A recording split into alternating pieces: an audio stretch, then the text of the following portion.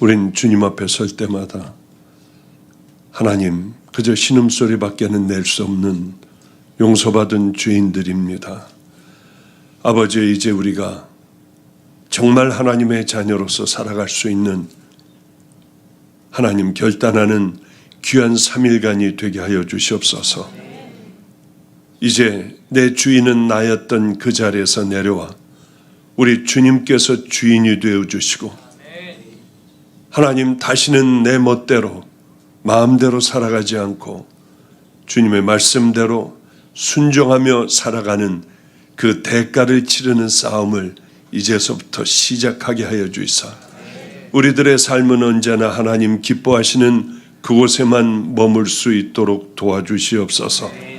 하나님, 귀한 이 만남을 허락하여 주셨으니 이 만남이 또 하나의 설교가 되고 하나님 하던 집회가 되지 않게 하여 주시고, 하나님 성령의 강력한 은혜로 내가 누구인지 알게 하여 주시고, 어디로 가고 있는가, 주님은 내게 뭐라 하실까 깊이 깨닫는 하나님 아름다운 아버지여 귀한 시간 되게 하옵소서.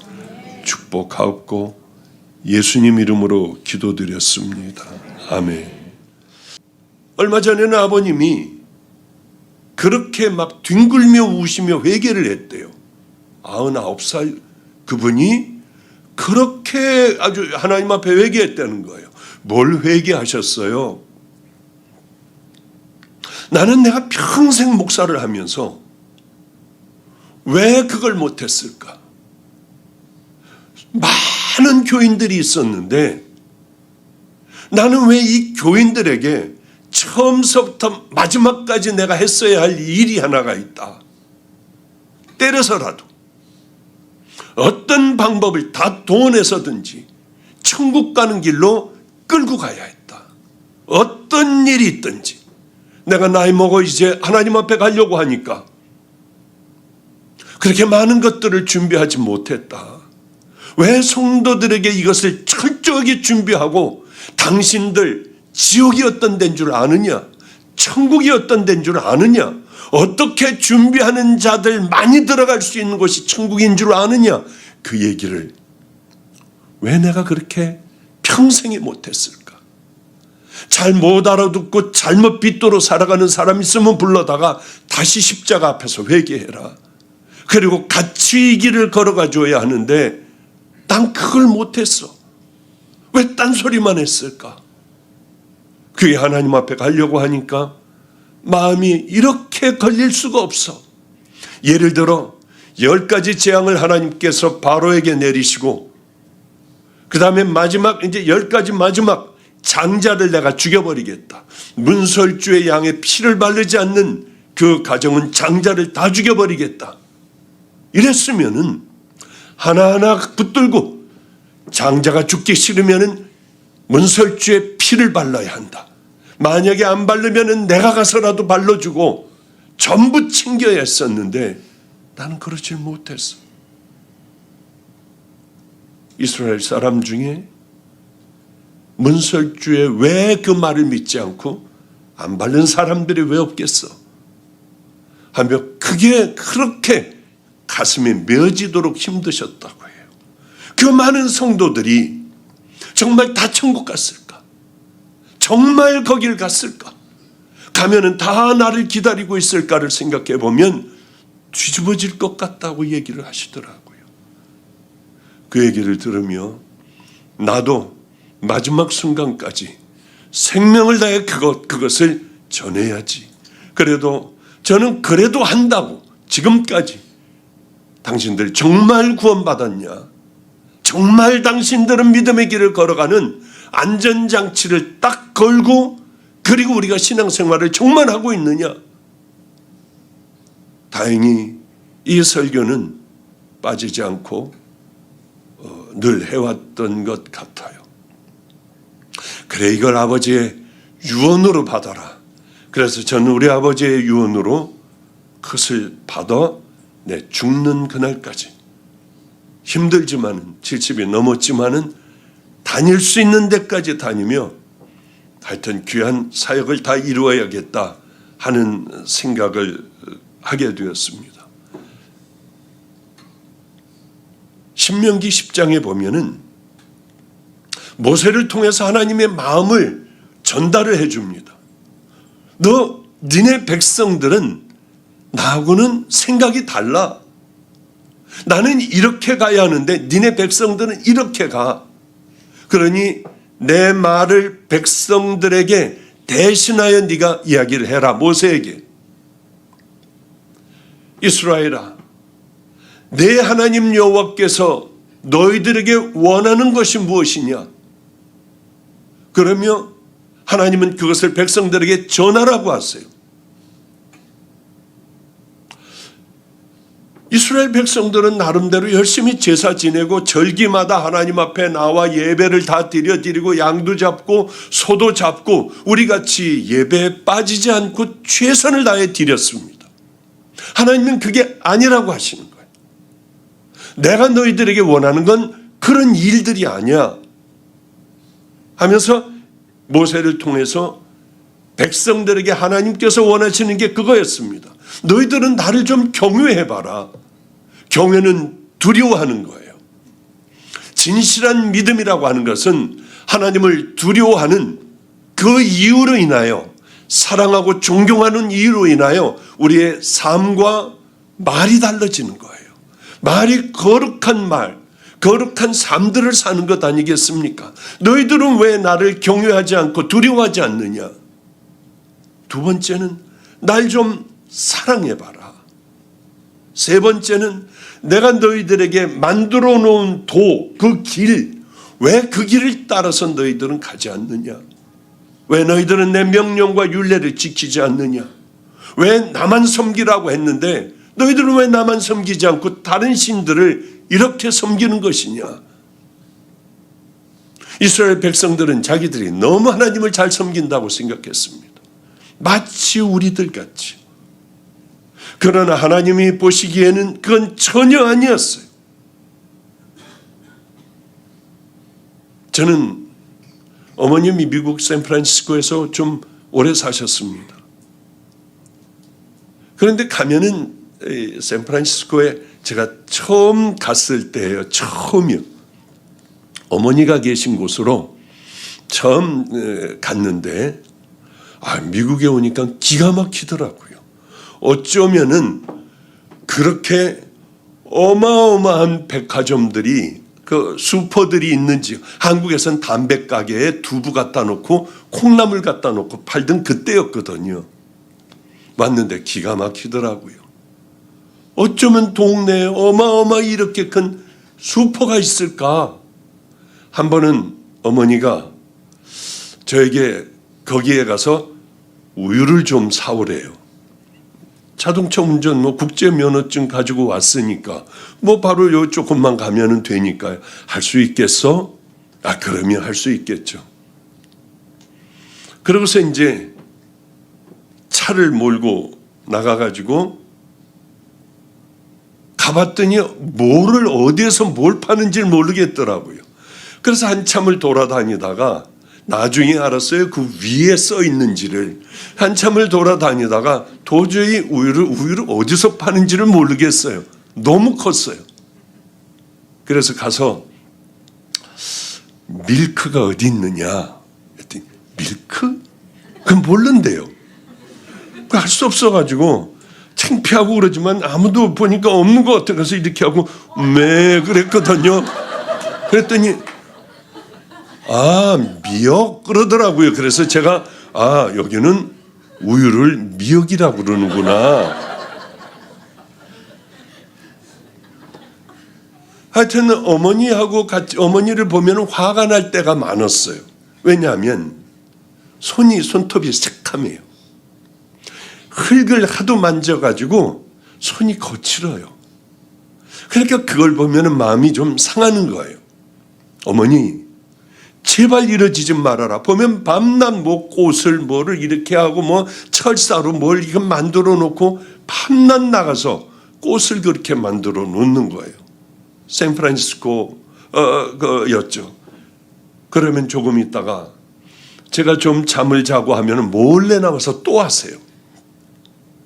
저는 어머니를 모시고 나가서 좋은 데 가서 밥을 먹고 뭐 백화점 가서 뭘 사다 드린다고 하는데 어머니는 이상하게 표정이 어두워요. 왜 이러실까? 이렇게 이게 행복한 건데. 그랬는데 하루는 내가 져드려야지 하고 저도 같이 가서 풀밭에 가가지고 뭐 잡풀들을 뽑는데요. 그렇게 얼굴이 환하시더라고요. 자기가 어머님께서 가장 행복한 때가 바로 어저께 같이 풀 뽑을 때였었다고 해요. 아니 그 이깨노 하나라는 데서 밥 먹은 거 그거 아니에요? 그거 아니래. 가장 행복했던 건 같이 가서 비료 사왔잖아. 꽃들에게 비료를 주고 그래 같이 이거 붙잡아 줬잖아. 난 세상에서 가장 행복한 아들하고 함께하는 그 날이었어. 그때 비로소 깨달았어요. 효도라고 하는 거는 내 마음대로 한다고 하여 내가 좋아하는 것으로 그렇게 섬기는 게 효도가 아니라 부모님이 기뻐하시는 그 길을 걸어가는 거구나. 그래 나는 집회하다가 부모님이 돌아가신다 해도 절대로 돌아가지 마. 나는 가지 말아야겠어. 그런 것들을 이제 깨닫게 해주세요. 하나님도 동일한 것들을 이스라엘 백성들에게 지금 원하시는 거예요. 이스라엘 백성들아, 왜 너희들은 내 마음을 알지 못하니? 내 요구는 바로 날 좀 두려워해. 두려워하지 않고 너희들은 마음껏 살아가잖아. 날 좀 사랑해봐. 이런 요구 조건을 쭉 말씀을 하시는 거예요. 정말 우리가 하나님을 사랑하고 하나님이 살아계시다면 정말 그 믿음의 길을 가야 할 텐데요. 아까 어제 그 선교사님이 말씀을 하셨다고 하대요. 은혜가 굉장히 많았다고 얘기를 들었습니다. 저도 우리 마가의 다락방에서 한번 좀 이렇게 초청을 해야겠다 하는 마음을 좀 가졌거든요. 그분이 저를 알게 된 게 제가 사랑의 교회라고 하는데 2번 갔다는데 전 잘 기억은 없습니다만은 그 순장 한 천여 명, 굉장히 또 교인들도 많더군요. 거기서 저를 봤다고 하시고 그래서 그때 일들을 생각하며 이 얘기 저 얘기를 사람들의 병이 낫고 한 얘기들을 같이 했습니다. 그런데 거기에 사랑의 교회를 가게 된 그리고 그쪽에 있는 큰 교회들을 제가 집회를 쭉 다녔던 때가 있는데 한 번은 저에게 전화가 왔어요. 여기 사랑의 교회인데 집회를 와줄 수 있니요? 얼마나 제가 그럼 이제 나도 아마 저 강남 쪽으로 나도 진출을 하나? 우리 주님께서 이제 그쪽으로 뻗어가게 하시나? 그런데 턱하니 거기에서 아예 가죠. 제 시간이 많은데 그럴 수는 없잖아요. 그래서 기도해 보겠습니다 하고 끊었어요. 끊자마자 어디에서 전화가 왔냐면 지도라고 하는 대한민국 저 맨 끝에 있는 섬이 있습니다. 지도라고 하는 곳에 소망교회가 있었어요. 그런데 거기에는 아주 시골에 배 타고 들어가고 그 조그만 섬에 소망교회라고 하나가 있는데 그 교회는 서로들 핏줄들 작은아버지 큰아버지 뭐 사촌 뭐 이렇게 해가지고 모여가지고 만들어진 교회 한 50여 명 모이는 교회였는데 이게 싸움이 나서 반으로 잘라져. 그거 한 25명이 또 나가서 코앞에다가 개척을 했다는 거예요. 목사님 오시면 이 사람들을 불러가지고 다시 한번 집회를 할 수가 있으니 이날 와 주십시오 한 것이 사랑의 교회하고 똑같더라고요. 같이 이날 와달라고 하는 거예요. 당연히 사랑의 교회를 가야지.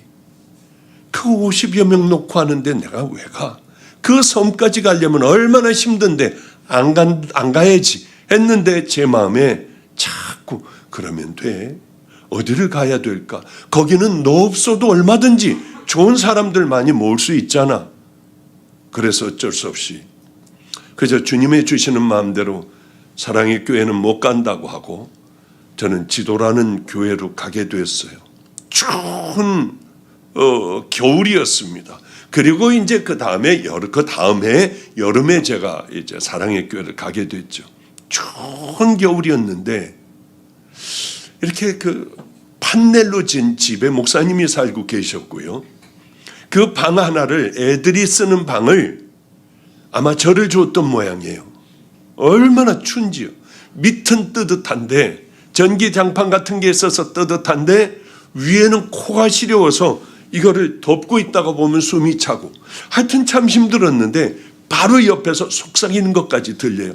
엄마 이거 너무 좁잖아. 저 목사님 언제 집에 가? 하는데 아주 죽겠더라고요. 어쨌든 거기서 전날을 하고 했더니 뭐 이렇게 교인들 댁을 돌아다니면서 이제 밥을 먹게 됐습니다. 집회를 하고 어느 집으로 갔는데 굉장히 가난한 집이었어요. 뭐 섬이니까 다 그렇죠.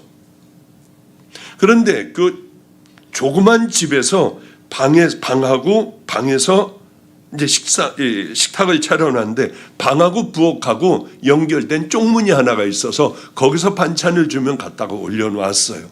참 가난한 집이구나. 그렇게 생각을 했는데 두 할머니가 권사님이셨고 그분들이 지도에 소망교회를 다니고 있었어요. 그런데 밥을 먹을 때가 돼서 이제 권사님들 들어오시죠? 안 들어와요. 왜 안 들어오냐? 부끄러워서 안 들어간대요. 아니 그럼 우리가 어떻게 밥 먹습니까? 빨리 오셔야지 된다. 죽어도 안 오더라고요. 그래서 이제 안수해 줄 테니까 들어와라. 그럼 이렇게 살살 다 구슬려 가지고 결국은 들어왔는데 이분들이 상에 앉지를 않고 벽 쪽을 보고, 할머니들이 쪽을 쪘는데 벽 쪽을 보고 이렇게 있는데 얼마나 귀여운지 할머니들이 부끄러워서 밥을 못 먹는 거예요. 그래서 목사님께서 이런 얘기를 하더라고요. 이분들이 굉장히 귀한 분들이래요. 뭘로 귀하느냐? 38선 근처에서 살았는데 다 예수 믿었대요. 전부 예수를 믿었대요. 동네 사람이. 그런데 밤낮 북한하고 투닥투닥 하니까 어느 날 빨리 다 피난 가라고 하더래요. 뭘 또 그럴 텐데 또 왔다 갔다 서로들 싸우고 그럴 텐데 어머니가 어딜 간 사이에 전쟁이 일어난 거예요. 북한이 막 물밀듯이 밀고 들어왔어요. 그래서 마이크로 다들 학교 교정에 다 모여라. 안 나오면은 우리가 재판을 해서 죽여버리겠다고 하더래요. 그래서 이 피난을 못 나간 사람들이 다 교정에 모였는데 이렇게 얘기를 하더래요. 우리가 다 알고 와서 예수 믿는 것들은 오른쪽으로 가고 예수 안 믿는 것들은 왼쪽으로 가라우. 그런데 다 예수 안 믿는다는 쪽으로 가더래요. 다 집사님, 권사님, 전도사님 다 가더래요. 그런데 이 어린애들은 우리는 예수 믿잖아 언니.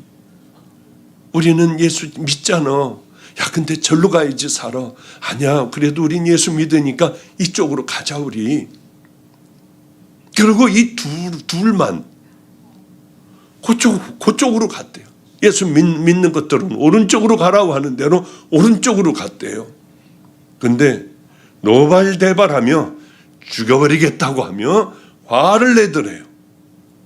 니들은 가라고 그러더래요. 그래서 도망가가지고 대한민국의 제일 끝에, 그것도 또 배 타고 섬으로, 왜냐하면 전쟁이 너무 지겨웠대요. 그래서 지도라고 하는 섬에 그저 거기서 머물며 땅떼기 밭들을 일구고 평생을 그렇게 살아왔다는 거예요. 그러면서 아마 인민군이 예수 믿는 사람이었기 때문에 아마 이렇게 보낸 것 같대요. 인민군이 예수 믿는 인민군이 그 많은 사람들 앞에 니들은 가라고 그랬을 리가 있나요? 그래서 할머니 권사님들에게 제가 이렇게 물었습니다. 권사님 어떻게 하고 있었어요 그때요? 이렇게 모아놓고요, 이렇게 하고 붙들고요, 예수 믿는 것들은 오른쪽으로 가라고 그러더래요. 근데 제 오른쪽은 여기인데 여러분들 오른쪽은 어디예요 혹시? 이건 제 생각이에요. 그냥 그런 것 같더라고요. 그냥. 그러니까 이게 헷갈린 것 같아요. 그냥. 내 오른쪽은 여러분들의 왼쪽 아니에요. 그러니까 이게 바뀐 것 같더라고요. 하여튼. 그래서 혹시 이렇게 해가지고 마주보면은 바뀌는 거 아니에요? 예수 믿는 것들은 오른쪽으로 가라고 하면 난 오른쪽으로 가려면 이쪽인데 여기서는 이쪽 아니에요. 그래서 아마 이 사람이 헷갈린 것 같다고 했더니 권사님이 갑자기 둘 다 다요. 맞다. 이제 와서 내가 그걸 알았대요. 이 몇십 년 지나고 난 다음에 알았다고 하며 그렇게 좋아하더라고요. 그때부터 이 권사님들이 너무 고마웠어요. 그래서 우리 주님은 이 두 분을 위하여 여기 나를 보내셨구나고 하는 것을 확실하게 저는 알 수 있었어요. 그렇구나. 우리 주님은 기억하시는 분이구나. 어렸을 때 그런 어린아이들이 결정을 하고 이제는 하얀 할머니, 쪼글진 할머니들이 됐는데 그 할머니들은 얼마나 하나님을 사랑하며 평생 결혼도 안 하고 두 자매가 저렇게 한 교회를 섬겼을까. 이 교회의 마음 아픈 그것을 보시고 하나님께서는 저 자매들을 통하여 나를 여기 오게 하셨구나. 그리고 저는 이 교회를 지독교회를 선택한 그 후에 다시 전해가 왔더라고요. 우리 순장 집회가 있는데 와달라고. 그때 갔을 때 참 저도 은혜가 꽤 있었던 우리 주님께서 제게 말씀을 해주시고 저는 신나게 하나님의 말씀을 전하고 그래도 다 열리지 잘 이게 확 하고 이게 터지고 막 뜨거워야 하는데 이게 되지가 않으니까 정말 죽을 것 같이 힘들어. 여러분들 다 안수해 줄 테니까 다 나와라. 그래가지고 줄들을 쓰고 거기서 또 기적도 또한 이렇게 기적의 은혜도 제가 체험도 하고 하며 지냈던 그런 생각을 해요. 정말 하나님을 사랑한다면 그런 일들이 왜 안 일어나겠습니까? 내가 정말 하나님의 말씀대로 살고 하나님은 살아계시니 하나님의 뜻대로 이렇게 하나님을 두려워하며 믿음의 길을 정말 나 혼자 스스로 있을 때에도 생명을 다해 지키며 하나님을 사랑하는 마음을 가득 담고 하나님을 경외하고 하나님을 사랑하고 하나님만 섬기고 하나님께서 정해놓으신 그 길을 걸어가려고 애쓰며 하나님의 율례와 법도를 따라 우리가 살아간다면 하나님은 우리를 어떻게 하실까? 그런데 우리는 이렇게 살지를 않아요. 이렇게 살아갈 수가 없어요. 왜냐하면 내가 주인이니까. 그러니 하나님의 말씀대로 살지 못하다 보니 교회는 이렇게 되어버리고 세상의 것들이 다 들어와버리고 자기가 주인인 채로 교회에 와서 예배를 드리고 하다 보니 교회는 비빔밥이 되어버렸어요. 이제 능력도 없어졌어요. 강력한 성령의 바람도 안 불어요. 성령의 불로 뜨거워 쩔 줄 몰라 하는 또 치유와 회복이 되고요. 회개로 하나님의 말씀을 전할 수 없이 이렇게 막 울고불고 하는 이런 거듭남도 없는 거예요. 이게 얼마나 마음이 아픈지요. 왜 우리는 이렇게 되어버렸을까? 이스라엘 백성들과 같이 하나님 앞에 하는 것은 우리가 다 한다고 하지만 정말 그렇게 살아가나?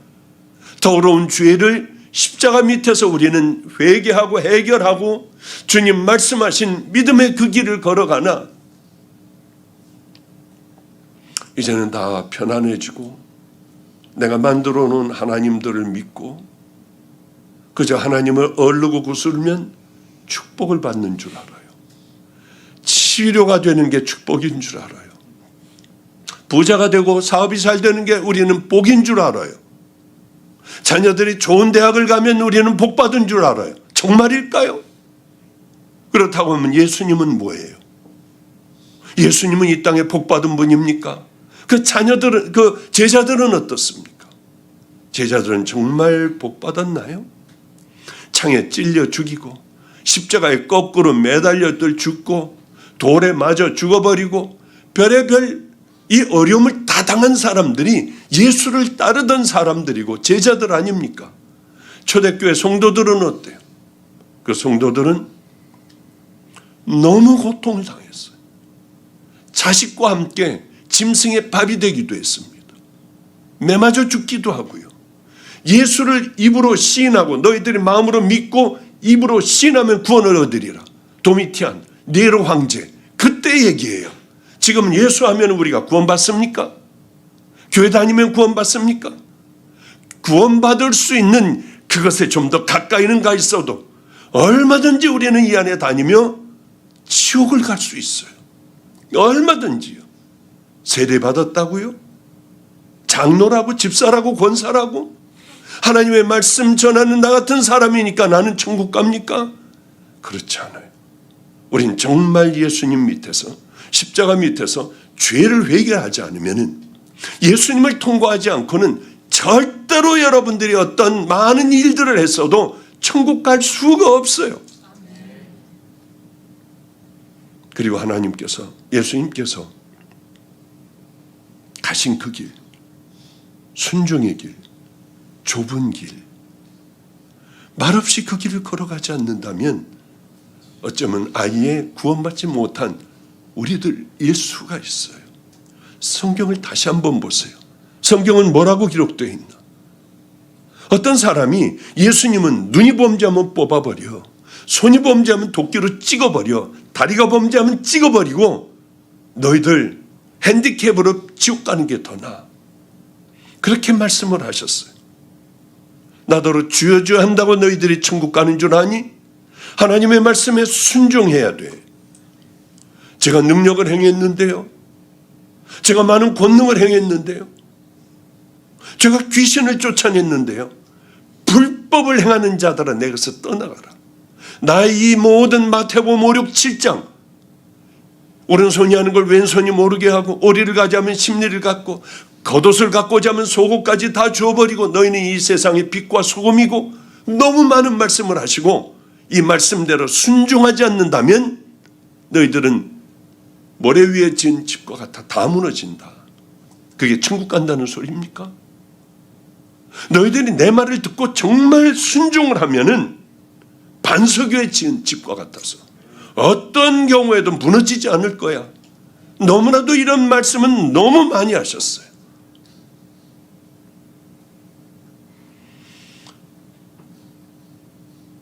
그런데 누가복음 13장 23절인가요? 혹이었죠. 어떤 사람이 묻습니다. 주여, 이렇게 설교하시는 거 보니까 천국 지옥에 대해서는 이렇게 얘기하시는 거 보니까 구원받을 자의 수가 적습니까?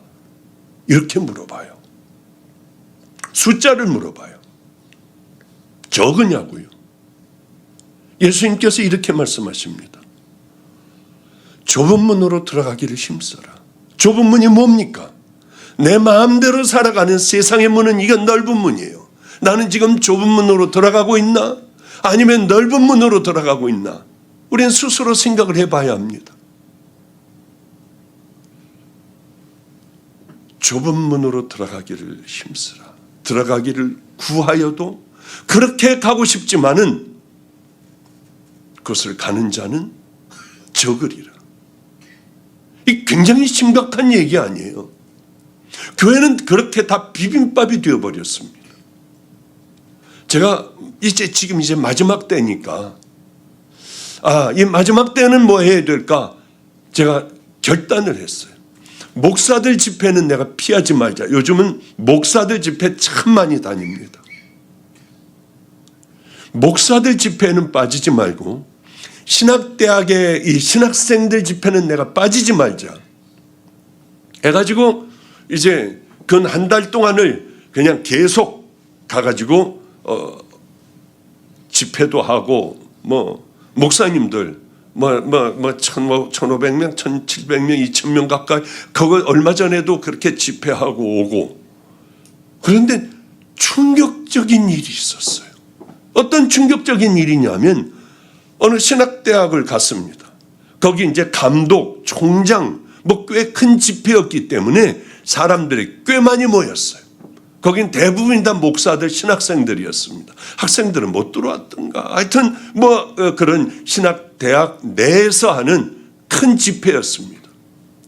근데 충격적인 게 찬양을 부르지 말래요. 찬양을 불러서는 안 된다. 이게 행정하는 목사들이 결정을 한 겁니다. 왜 찬양이 안 되냐? 요즘이 그런 시대입니다. 아니, 이태원에 참사가 났는데 우리가 어떻게 예배를 드리며 찬양을 할 수가 있느냐는 거예요. 이게 요즘의 신앙들이에요. 뭐 미국도 그러더군요. 뭐 이렇게 뭐 동영상들 오는 거 보니까 뭐 예수의 이름으로 뿐만이 아니라 다른 능력에 있는 모든 대통령 선서하고 뭐 축복하는데 그러더군요. 뭐 무슨 신, 뭐 다른 능력이 있는 신들 이름으로 뭐 기도합니다. 아멘하고 뭐 그러더군요. 여긴 더해요. 그리고 이제 또 신학교들을 열심히 다니며 집회를 하는데 뭐라고 하느냐 하면 정원이 150명인데 40몇 명이 지금 하고 있대요. 폐쇄될 위기가 있어요. 우리나라 전 신학대학이 다 미달해요. 다 미달. 그냥 줄 서면 그냥 들어가요. 안 가요 이제는. 신학대학을 가는 애들이 별로 없어요. 왜 그럴까요? 150명 모집에 40여 명 놓고 이 공부를 하고 있어요. 대학원들도 안 가요. 그래서 감리교회는 3개 대학원을 다 합쳐가지고 하려고 하는데 이 안에서 또 싸움들이 나고 서로 자기네들이 많이 갖겠다 뭐 별의별 놈의 일들이 다 일어납니다 지금. 그런데 안 가요. 왜 그럴까? 왜 신학대학에 안 갈까요? 왜 우리는 교회에서 키워내질 못할까요? 다 죽었기 때문에. 성령의 은혜가 없기 때문에요. 애들이 결단을 하고 뜨겁고 애들이 스스로들 결단해서 이 길 걸어가는 애들이 이제는 없어요. 끝나버린 시대가 되어버렸어요. 우리는 부지런히 지금 애들을 키우고 있습니다. 이런 시대에 살아가고 있습니다. 우린 하나님께서 지금 그렇게 너희들은 이렇게 해야 돼. 왜 너희들은 내 마음하고 왜 다르게 이 길로 걸어가니? 너희들 이게 지금 무슨 말입니까? 5가지를 말씀하셨어요. 그래 나를 경외해야 돼 하면서 말씀을 하신 것은 왜 그럴까요? 너희들이 이제 변해야 돼. 이렇게 가면은 안 돼. 몸이 깨끗하다고 너희들 깨끗하게 목욕하고 옷 갈아입고 나와 나에게 예배를 드린다고 하여 너희들이 아름다운 사람이 아니야. 하나님은 속 사람이 청결해야 된다고 얘기를 하시고 있는 거예요. 속이 거듭나야 된다. 속 사람이 바뀌어야 너희는 비로소 좁은 문을 열고 좁은 길을 걸어갈 수 있다고 하는 거예요. 하나님께서 이스라엘 백성에게 원하시는 것은 너희는 마음의 할례를 받아라. 겉의 할례가 아니라 마음 속 사람이 할례를 받아야 한다. 아버님이 한 번은 이 간증을 제가 가끔 해요. 왜? 기억이 나는 일이니까. 강원도에 집회를 가셨는데 한참 뜨겁게 집회를 하는데 뒤쪽에 문이 열리더니 아버님 표현으로는 눈썹을 달아가지고 펄럭펄럭거리더래요. 새빨갛게 하고 짧은 치마를 입은 여자가 껌을 씹으면서 뭔가 하고 들여다보다가 이 여자가 두루두리는 거예요. 맨 뒤에 앉아있다가 살금살금 하더니 맨 앞에 나와가지고 퍼질러 놓고 울더래요. 그게 설교가 안 되더래. 짧은 치마를 입고 이 앞에 가지고 그냥 뒤집어져서 기도하고 있으니까 그 뭐 좀 담요로 좀 덮어주라고 해가지고 덮어줬는데 이 여자가 집회 때마다 와서 펑펑 울더래요. 무슨 사연이 있을까? 역전에서 역 앞에서 몸을 파는 여자였어요. 빚은 지어 있고 관둘 수는 없고 여기 와서 그게 나쁜 죄라고 하는 건 알고 하지만은 몸을 팔지 않으면은 그러면 빚을 갚지 못하고 빚은 점점 눈덩이처럼 쌓여가니까 여인은 그저 와서 울기만 하는 거예요. 이 삶이 안 된다는 걸 알면서도 그래도 가서 매질을 당해도 와서 교회 와서 엎드려 그렇게 슬피 우는 거예요. 아버님이 기도도 해주시고 그래 이제 우리 주님께서 너를 구해 주실 거야 하고 용돈을 주고 돌아오셨대요. 근데 그 교회 장로님이 계셨어요. 장로님이 보니까 이 여인이 비록 몸은 팔고 있어도 하나님 앞에 나와 한없이 슬피 우는 그 모습이 너무 아름다웠던 거예요. 장로님의 마음을 움직여 아들에게 이렇게 얘기를 했대요. 저 여인과 결혼하면 어떻겠니? 아들도 그렇게 하겠다고 했고요. 그래서 그분들이 인천에 있는 마가의 다락방에 와서 아버님께서 모든 아는 목사들을 다 지방에서부터 다 올라오라고 해가지고 쫙 중간에 줄을 세워놓고 목사들의 통성기도를 받으며 이들은 결혼을 하고요. 목사님들이 안수해주고 소리 지르며 안수해주는 가운데 그 축복을 다 받고 그렇게 결혼식을 마쳤던 그 기억이 제 어릴 때 그저 중학교 때인가 그 기억이 나는 거예요. 그 여인이 어떻게 됐는지 저는 알지 못해요. 그냥 가물가물한 기억 속에 있지요. 이 여자가 옛날처럼 다시 껌을 씻고 짧은 치마를 입고 다시 여기 있는 데 가서 그저 돌아다니며 그 짓을 다시 한다고 하면 그건 인간도 아니에요. 이 시아버지가 돈을 들고 가 다 비청산을 해줬어요. 그리고 그 여인을 데리고 와 이렇게 결혼을 시켜 이제 자기 남편하고 살게 됐습니다. 여인은 어떻게 살아야 할까요?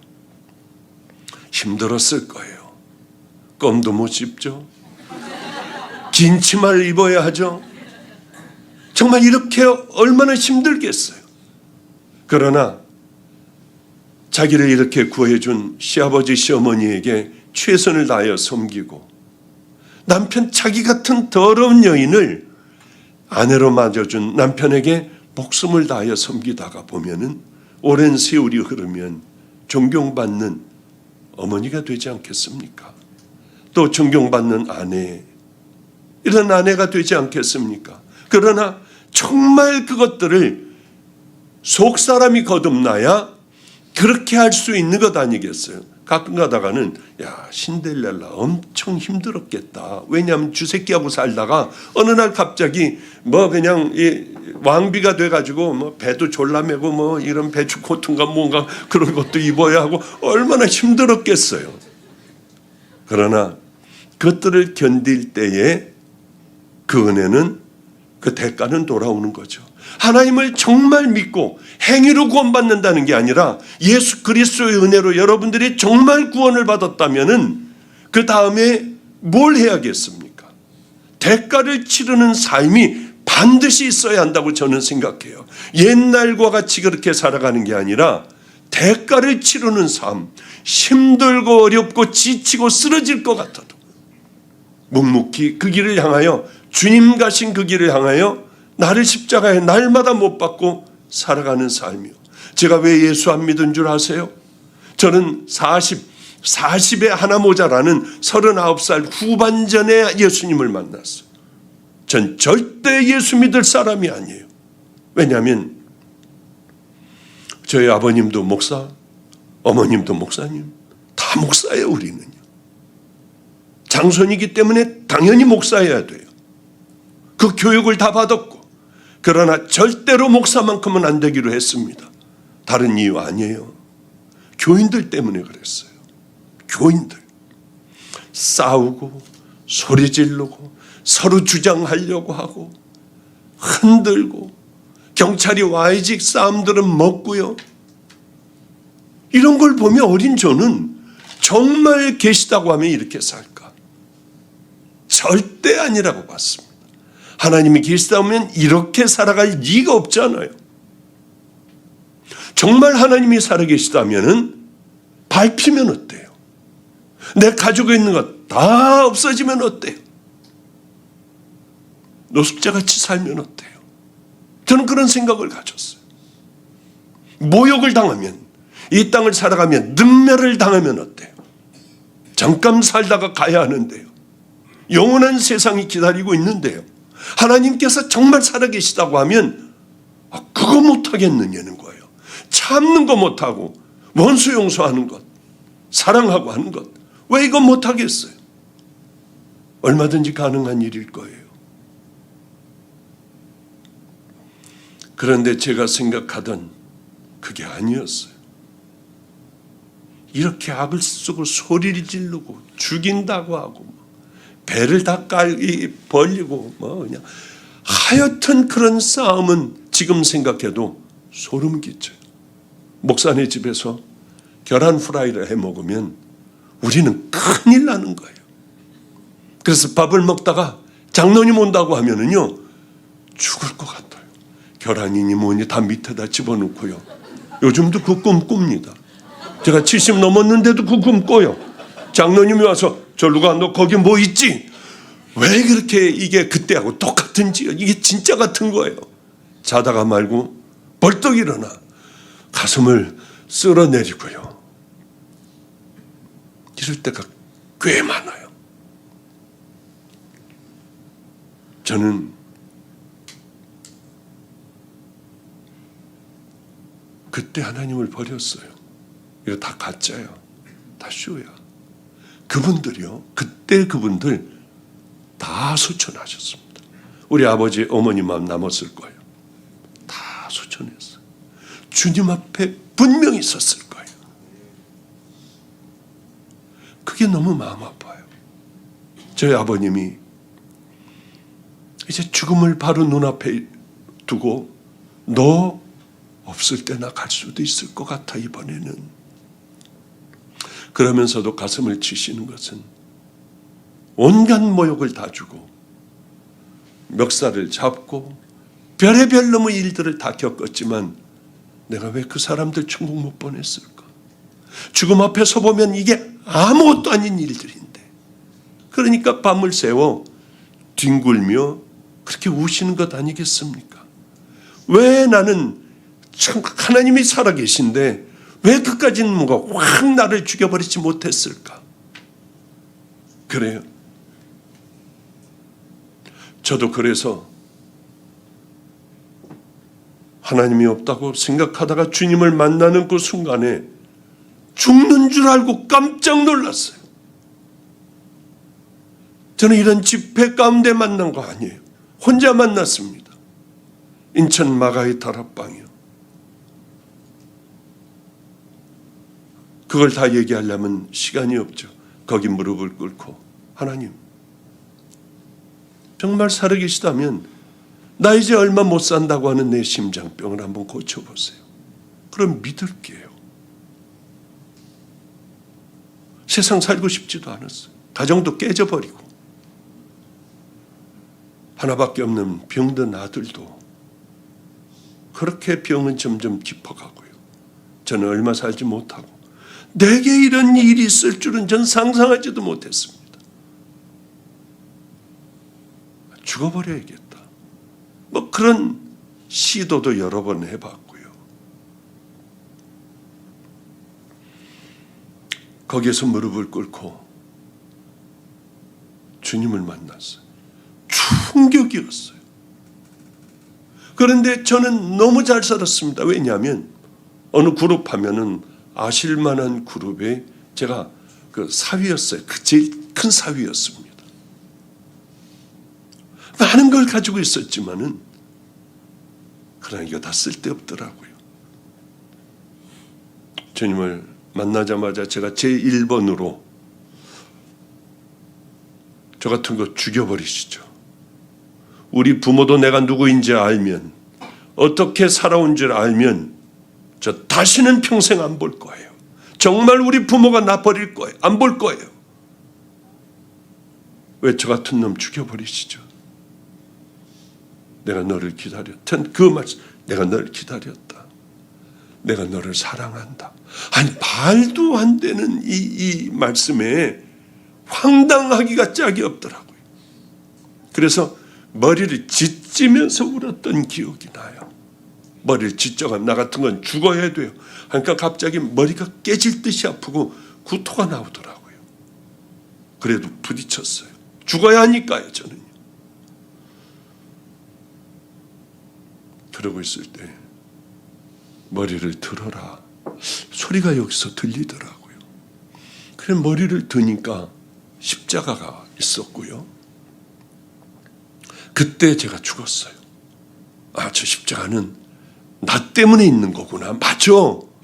나 같은 놈이 저것 때문에 살았다고 생각을 하는데 얼마나 울었는지 몰라요. 나 이제 살았어.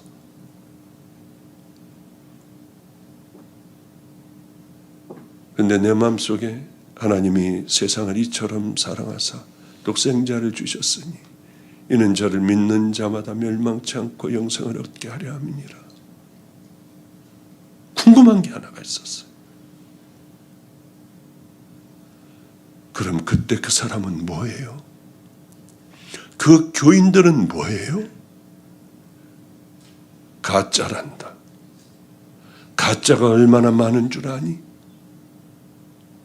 그 말도 또한 충격이었어요. 가짜구나. 이 안에 왜 가짜가 없겠어요? 어쩌면은 이 안에 가짜들이 얼마나 많은 줄 아니? 주님 그러실 수 있어요. 누가 가짜느냐? 내 죄를 한 번도 십자가 밑에서 회개하고 해결하지 못한 사람들은 다 가짜입니다. 그가 목사라 해도 가짜예요. 몇십 년간 장로 노릇했어도 가짜예요. 그는 천국 갈 수 없어요. 절대로 없어요. 십자가 밑에서. 아니 화장실에서도요. 내가 죄인인 걸 깨닫고 무릎을 꿇게 되면 주님 나를 예수 그리스도의 보혈로 씻어주세요. 나 다시 시작하겠습니다. 하고 여러분들이 좁은 길을 향하여 자꾸 쓰러져요. 넘어져요. 또 넘어져. 전 제가 싫어요. 저한테 침을 얼마나 많이 뱉는지 모릅니다. 왜 안 되니까 나도. 그러나 또 일어나 가고 또 일어나 믿음의 길을 향해 걸어가는 게 성도의 생애라고 저는 봅니다. 우린 가짜가 돼서는 안 돼요. 세상에 가장 불쌍한 분은 또 가장 행복한 분은 암에 걸리고 암에서 해결된 분들이 아니에요. 장님도 눈을 뜨더라고요. 걷지 못하고 이제 죽는다고 하는 애들이 이거 빼고요. 마가의 다락방으로 달려와 찬양 인도자들이 됐어요. 얘는 다시는 일어나지 못한다. 세브란스 병원에서요. 신학 가고 지금 아무렇지도 않게 찬양 인도 열심히 잘하는 애들이 됐어요. 가장 불쌍한 것은 그렇게 치유받아 암에서 치유받아 행복한 것이 아니라 가장 행복한 사람들은 주님 만나 거듭나는 사람들, 죄 용서받는 사람들이요. 가장 불행한 사람들은 암 환자가 아니라 이렇게 하나님의 말씀을 수도 없이 많이 매주일마다 들으면서 귀는 커지고 또한 머리도 커졌는데 까딱하지 않는 사람들. 언젠가는 나도 될 거야. 안 됩니다. 왜 안 되느냐? 작은 죄들이 우리에게 딱 들어와요. 이 죄들을 얼른 싸우고 또 싸우고 싸우고 이러지 않으면은 그 죄는 내 몸에 달라붙게 됩니다. 나중엔 이게 죄가 죄인 줄을 모르는 거예요. 두렵고 무서운 걸 모르는 거예요. 얼마나 많은 상담을 제가 하겠습니까? 이거는 정말 저 혼자 알고 있기에는 두렵고 떨리고요. 그걸 어떻게 얘기해요? 경찰들이 바로 와가지고 다 잡아갈 것 같아요. 저런 얘기를 나한테 좀 하지 좀 말지. 나보고 이게 어떻게 하라고. 무섭고 두려울 때가 많아요.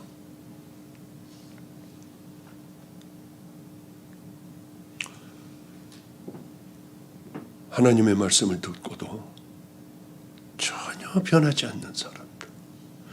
그 얘기를 하는데도 양심에 전혀 찔림도 받지 않는 사람들. 더 큰 죄가 들어와요. 또 붙들고 가. 남을 상처를 줘. 그냥 이 거짓말들을 여기 있는 말을 여기다 갖다 옮겨놓고 그냥 아수라장이 되게 하고 별로 그게 지 삶이니까 세월이 흘러도 안 돼요. 점점 내 걸로 딱딱 딱딱하게 굳어져요. 더 커져요. 세월이 오면 더 커져요. 아무 양심의 가책도 안 느껴요. 내가 누구이고 나 어디로 가고 있고 나 주님께서 뭐라 하실까 이런 거 생각도 안 나요. 세월이 흐르며 철근 콘크리트 같이 아무리 갖다 얘기를 해도 안 됩니다. 그런 분이 마지막에 뒤집어져 거듭나는 사람 저 지금까지 못 봤어요. 못 봤어요. 왜? 딱딱하게 굳어졌어요. 언젠가는 될 거야. 뭐 내가 이러다가 관두겠지. 아닙니다. 그게 아니라는 걸 많은 사람들 보면 예외도 있겠지만은 이런 거구나. 작은 죄를 허용하는 건 그렇게 무섭더라고요. 우리는 죄를 허용했으면 인간이기 때문에 넘어질 수 있어요. 얼른 주님 앞에 십자가에 이것과 싸울게요. 다시는 한번 이것과 싸워볼게요. 이게 아니면은 큰일 날 수 있다고 하는 거죠. 세월이 해결해 줄 거야. 세월은 절대 못 돌아오게 해요. 이런 말 못하는 간증들이 얼마나 많습니까? 저는 깜짝 놀랄 주일 예배, 저녁 예배, 수요 예배, 목요일 철야, 금요 철야 모든 예배에 그분 딱 자리가 정해져 있어요. 그래서 얼마나 은혜 넘치는지. 그분이 무서운 죄를 짓고 있는지 몰랐어요. 근데 아무래도 이상하더라고요. 헌금이 이상하더라고요. 그래 다 다뤄놓고 이렇게 딱 보는 순간에 충격을 받고 손발이 덜덜덜덜 떨렸습니다. 저 그래서요 7년 먼저 은퇴했어요. 나 같은 놈이 설교해봐야 무슨 소용이 있어요. 거듭나지도 않는 설교해서 뭐예요. 저 7년 일찍 은퇴해버렸어요. 가지도 않았어요 교회. 당신 이 죄를 얼마나 졌냐? 18년 동안요. 충격이었어요. 저는 꼭 배울 게 하나가 있었습니다. 무섭지 않았느냐? 나는 매주일 이 설교하고 목요일, 금요일, 주일 계속 이 설교하는데 두렵지 않았느냐? 처음에는 무서워서 죽는 줄 알았어요. 근데 또 한 번 하고 또 한 번 하고 1년이 지나고 2년 지나니 무서운 건 없었어요. 양심의 가책도 없었어요. 어떻게 했다갔다는 것 그것도 없고 그냥 그렇게 살았어요. 교회에서 은혜 받고 두 손 들고 아멘 아멘 하는 거는 그때는 은혜를 받는데요. 그러니까 예배 드리는 것과 삶은 전혀 다른 사람들이 얼마나 우리 주변에 많느냐는 거예요. 그분이 어느 날이었습니다. 그리고 한 달 지났을까? 저는 우리 교인들, 여러분들 병든 자들은 이쪽으로 다 와서 안수해 받아라. 오늘 설교를 듣고 단호하게 내가 내 삶을 결단하겠다고 하는 사람도 나와서 여기에 있어라. 여기에서 안수 받아라. 괜히 그러지도 않은데 와가지고 안수 받는다고 하면 이 사람들 암이 나을 때 어디로 가겠냐? 아무래도 그쪽으로 갈 것 같다. 그러니까 괜히 나오지 말아라. 그런데 이분이 여기에 와 있는 거예요. 기도를 해주는데 얼굴이 안 좋더라고요. 당신 어디가 아프냐? 목사님, 전 아간이에요. 당연하게 깊은 병이 있는 건 당연하죠. 병원 가봤냐 했더니 안 가봤대요. 그래서 얼른 대학병원으로 심상치 않길래 보내봤더니 췌장암, 간까지 다 말기더라고요. 그런데 그분을 위해서 우리가 전 교육자가 매일 가서 쫙쫙하고 막 그냥 발버둥질 치면서 기도하는 거예요. 돌아오게 해달라고. 마지막은 치유가 아니라 마지막은 하나님 앞에 회개하고 가게 해달라. 그런데 그러더라고요. 목사님, 여기가 안 돼요. 아무렇지도 않아요. 이렇게들 기도하는데 왜?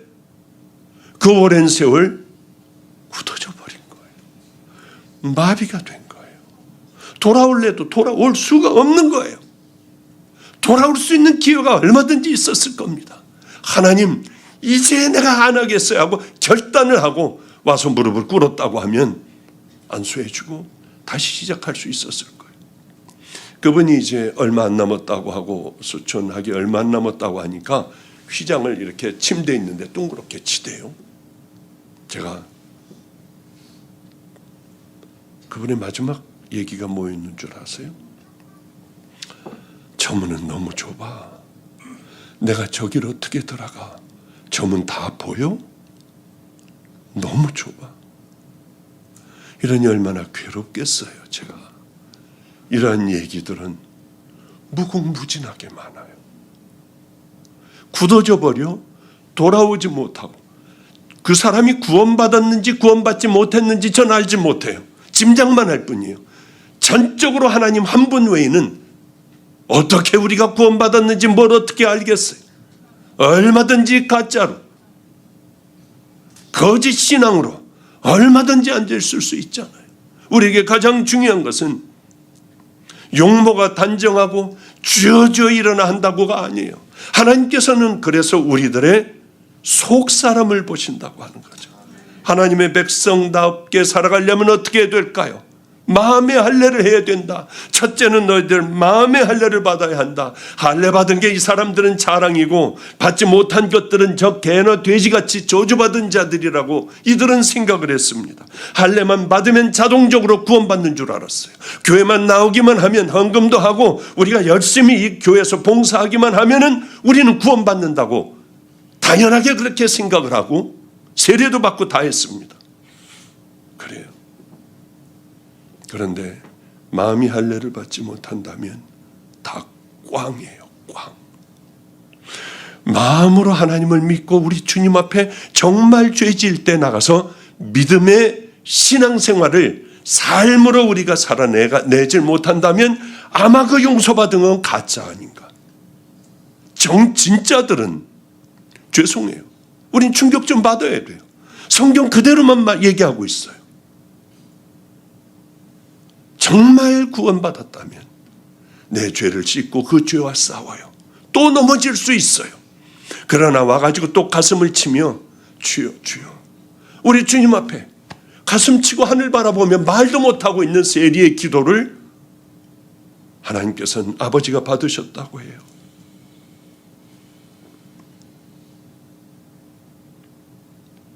할례 받았느냐 안 받았느냐 중요한 거 아니에요. 교회 다니느냐 안 다니느냐, 직분이 뭐냐, 몇 년 다니느냐. 하나님께서 여러분을 보시면 뭘 물어보실까요? 그거 물어보실까요? 너 11조 얼마 했냐? 너 직분 뭐야? 너 몇 년 동안 했어? 이런 거 절대 물어보시지 않을 거예요. 너는 내 신부로 살아왔니? 너는 정말 네 죄를 믿음으로 너희들은 다 깨끗한 용서받고 그 길을 결단하며 걸어갔냐? 뭐 그런 거 물어보실 것 아니겠어요? 삶의 내용이 있느냐 우리에게. 예수님의 자녀답게 사느냐.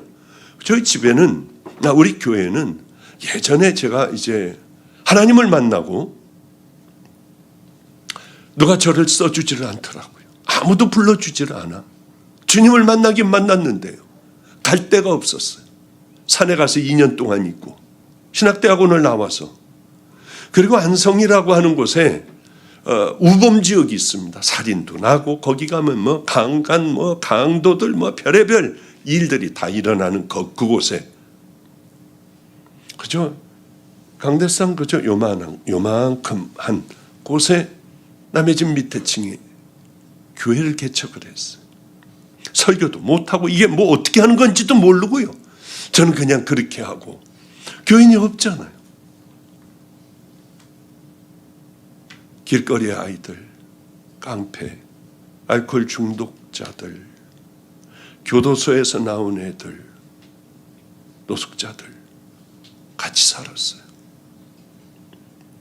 먹을 게 없어서 같이 굶는 거예요.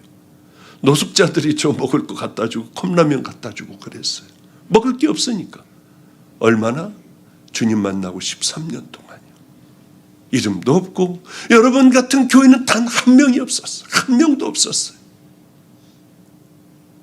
그런데 제가 꼭 만나고 싶은 애가 하나가 있었습니다.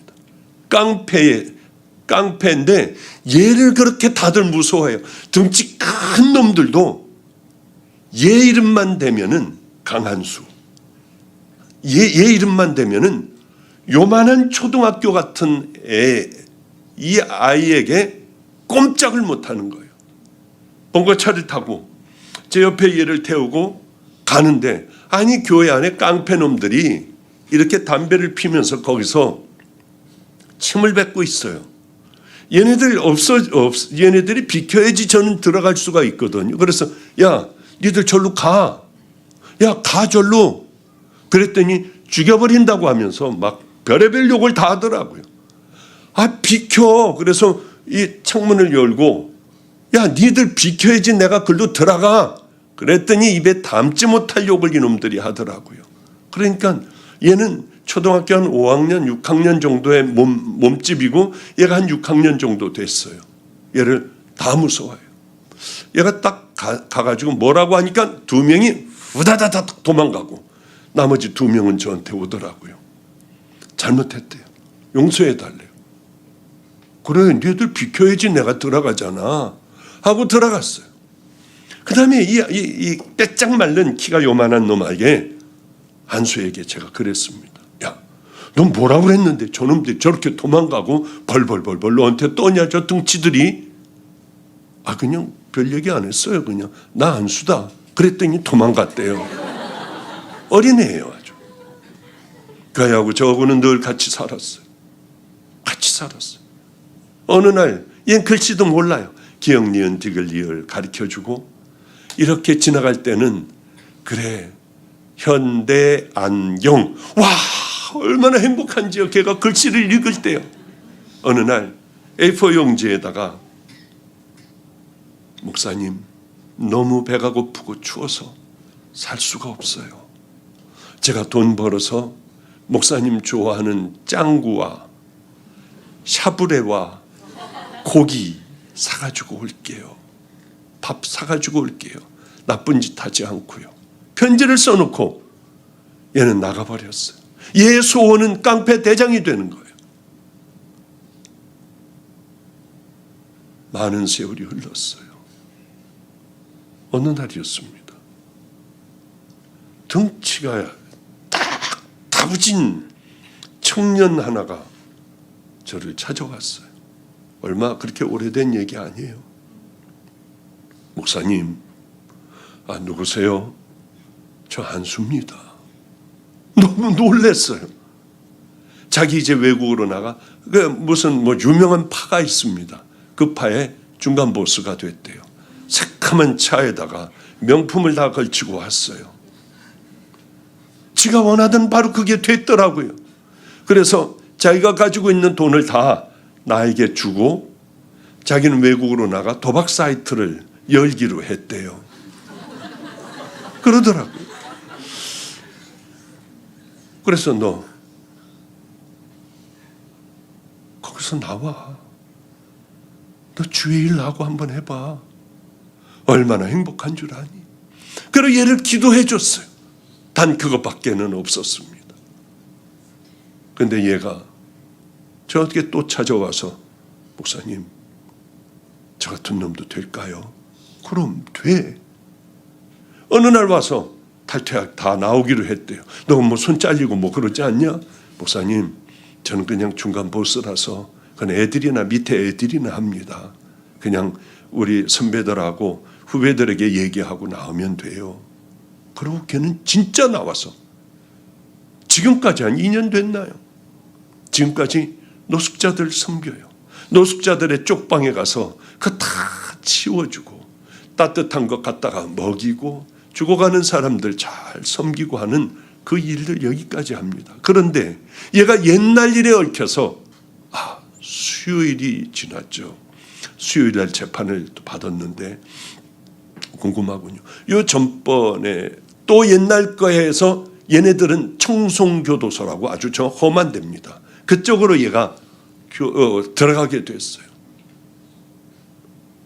그래서 이제 다 살고 나오는 날 제가 부목사를 보냈습니다. 새벽 5시에 나온대요. 그 새벽 5시에 기다리고 있는데 깡패들 차들이 오더래요. 시커먼 차들이. 그러더니 와가지고 혹시 목사님이냐 그러더래요. 내가 그렇다. 그랬더니 이걸 물어보더래요. 목사님, 한수 형님이 예수를 만났어요? 그러더라는 거예요, 이 깡패가. 그래서 만났다고 하니까 아씨 그러더니 담배를 피더니 저기서 담배를 피더래요. 아씨 그러더래요. 얘네들도 예수를 만나면 그 인생은 끝장인 걸 아는 거예요. 그 세상에. 우리만 모르고 있어요. 우리만. 우리도 예수 만나고 우리도 끝장내는 인생을 살아가야겠다고 하는 그 결단을 해야 하는데 우리 안에 이게 다 없어져 버렸어요. 왜냐하면 세상에 더러운 것들이 들어와 우리에게 정말 하나님을 생명같이 이렇게 사랑하며 기도하며 목숨을 걸고 목사님을 위주로 내가 앞으로 갈 테니까 다 따라갑시다 하고 끌고 가는, 그리고 생명을 하나님 앞에 온전히 다 드릴 수 있는 이게 다 없어져 버린 거예요. 그러니 깡패는 아는데 우리는 모르는 거죠. 이게 너무나도 안타까워요. 이제 우리가, 저는 아직 이런 얘기하면 또 이제 막 공격 엄청나게 이런 거 뜨면은 엄청나게 받을 거예요. 아직도 우리 마가의 다락방에서는 간암으로 끝장난 사람도 회복돼서 우리 전도사님을 평생을, 나이 많으신 전도사님을 평생을 섬기고 있는 분들도 있고, 그렇게 말도 안 되는 이놈 전도사가 돼가지고 이제 찬양인도 하는 놈들서부터 휠체어에서 일어나는 뭐 별의 많은 일들이 일어나요. 왜냐하면 우리는 그것을 놓치지 않기 위하여 목숨을 걸고 있어요. 이거 놓치면 우리는 꽝이다. 우린 끝장나 버린다. 기도원이나 이런 데가 요즘 되는 데는 하나도 없습니다. 제일 유명한 데는 다 없어요. 우리는요, 몇 터지게 와 못 들어오게 해요. 너무 많이 왔어요. 청년들도 이번에 청년 집회 한번 해봤습니다. 청년 집회에 무너지는 줄 알았어요. 1600명이 청년들이 들어왔어요. 청년들이요. 뭐 별로 놀라지 않는군. 여기는 어마어마한 모양이죠. 괜히 저만 열낸 것 같아요. 죄송해요. 어쩌면 졸다가 이렇게 깜짝깜짝 놀래요. 그럼 재밌는 얘기 하나 하고 좀 정리하도록 할게요. 그렇게 여기서 미역이라고 하는구나. 그런데 한 번은 오늘도 어저께도 이제 가가지고 순두부를 먹었거든요. 근데 목사님이 오늘 사주신다고 그래서 가봤더니 또 순두부집이더라고요.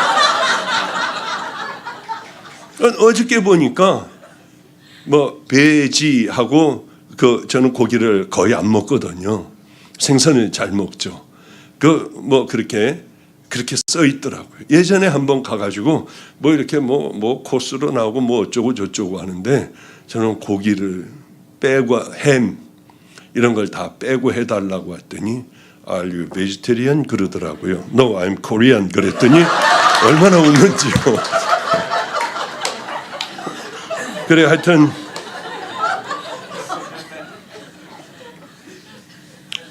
저는 제 마음에 깊게 새기고 있는 게 하나가 있어요. 하나님, 그때 그 사람들은 뭐예요? 가짜다. 그래, 그때 제가 이를 악물고 마음속에 꽉 집어넣어 놓은 것이 하나가 있는데 나는 가짜는 안 될 거야. 하나님의 말씀을 들어서 귀는 이만해지는데 설교 밤낮 틀어놓고 있지만은 내 삶이 전혀 변하지 않는, 정말 예수님께서 나를 십자가에서 떨어지는 핏방울로 나를 깨끗하게 정결케 해주셔서 이 믿음의 길을 걸어가는 이걸 나는 놓치지 않을 거야. 여러분, 우리는 가짜가 돼서는 안 돼요. 진짜는 하나님을 기쁘게 해드리고 귀한 믿음의 길을 걸어갈 줄 아는 사람들이에요. 저는 우리 마가이 다락방에서 당신들은 영적인 정신병자들이라고 소리를 지를 때가 얼마나 많은지 몰라요. 미친 사람들 아니에요. 이제 하나님 앞에 가서 심판을 받으면은 바로 이러이러한 것들을 심판받을 텐데 하나도 변하지도 않고 굳어져만 가고 딱딱하게 돼요. 자존심 싸움이나 하고 있고 난리 법석들을 피우고 있고요. 하나님의 자녀인 모습은 요만큼도 보이지 않으며 완악하기가 짝이 없는 모습으로 살아가는 우리들이 정신병자들 아니냐는 거예요. 그랬다가 공격도 엄청나게 받았어요. 하여튼요. 근데 이건 제 솔직한 심정이에요. 가짜다. 우리 그러면 어떻게 합니까? 회개할 수도 없어요. 돌아올 수도 없어요. 하나님, 생명을 걸고 기도하는 거예요. 굳어진 것 왜 하나님께서 못 깨시겠습니까? 이대로 팔자같이 끝장내버리기 말도 안 되는 얘기예요.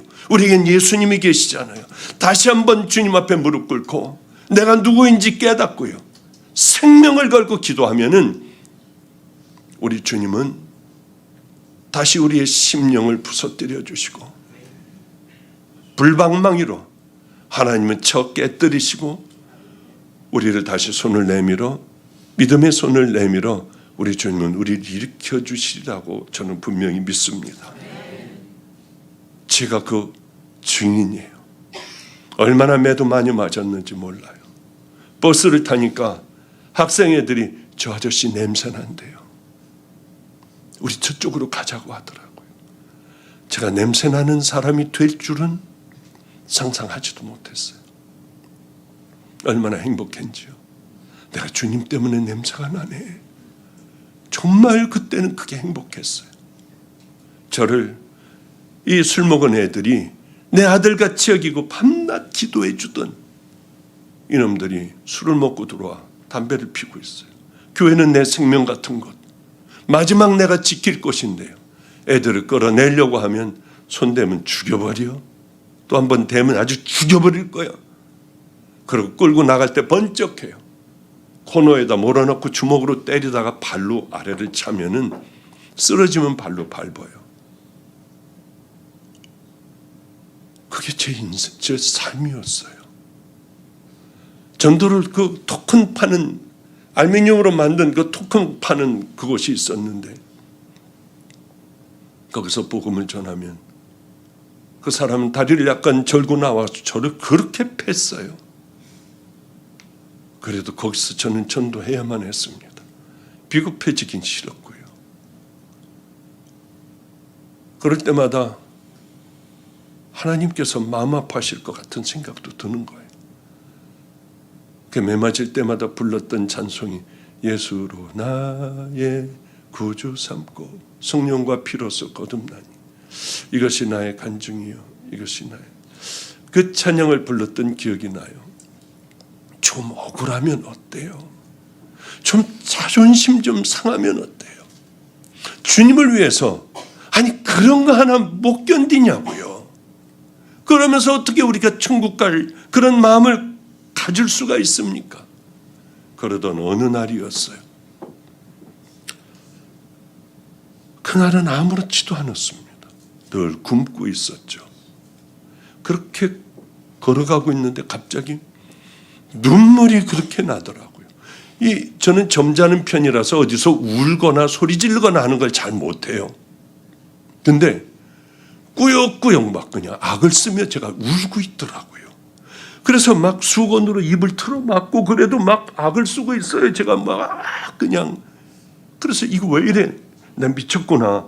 그러고 골목으로 뛰어들어갔어요. 그래서 담을 붙잡고 울다 보니까 어지러워가지고 못 견디고 곧 쓰러질 것 같더군요. 담을 뒤로 하고 주저앉아가지고 수건으로 이렇게 앉아가지고 한참을 울고 있었어요. 근데 누가 툭툭 치더라고요. 왜 그래? 또 힘들어? 많이? 슬퍼? 그래서 이렇게 봤더니 울다가 이렇게 하고 울다가 햇볕이 있는데 그 사람 얼굴이 잘 보이지가 않았어요. 예. 그리고 앉아서 또 울고 있는데 이 사람이 저를 이렇게 무릎을 꿇고 끌어안아 주는 거예요.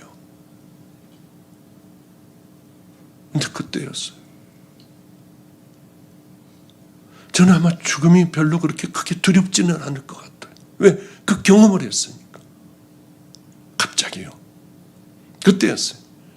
강물 같은 평안이라고 그러잖아요. 마음이 쫙 가라앉는데 강물 같은 평안이요. 내 평생에 한번 경험도 못 해봤고 이걸 얘기하라고 하면 이 표현은 절대로 안 돼. 네가 입을 열어 그것을 아무리 화려하게 표현한다고 해도 그는 아닌 거예요. 주여, 이대로 죽게 하소서. 이대로 죽게 해주세요. 깨어나지 않게 해달라고. 이대로 그저가게 해달라고. 1분도 채 못됐을 거예요. 다시 저는 어느 분의 품에 있었어요. 토닥거려주고 있고요. 보니까 교도소에서 나온 지 얼마 안 돼요. 갈 데가 없어. 같이 노숙자 생활하고 있는 그분이었습니다. 천국은 금으로 돼 있고 다이아몬드로 돼 있고 그렇다고 하면 저 가기 싫어요. 여기가 너무 행복한 거예요. 어떻게 그런 것이 어떻게 느껴질 수가 있을까? 제 멘토가 밤낮 제게 하는 얘기가 나는 이 세상 빨리 가고 싶어. 빨리 떠나는 게 소원이야. 또 40일 금식을 하고 죽어가는 암 환자 위하여 40일 금식하고 밥을 미친 듯이 먹다가 또 21일 또 금식을 하고 밥을 먹다 이빨이 툭 빠지기도 하고 할렐루야. 나 주님 앞에 갈 시간이 가까웠네. 그러던 그 멘토의 얘기가 미쳤나? 너무 이렇게 심하게 믿더니 이렇게 됐나?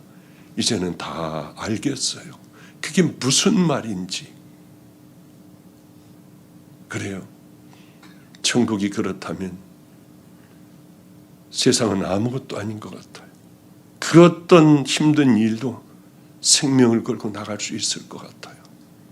이번 집회 기간 동안에 우리 지금 이제 본문으로 시작하려고 하는데 벌써 죄송해요.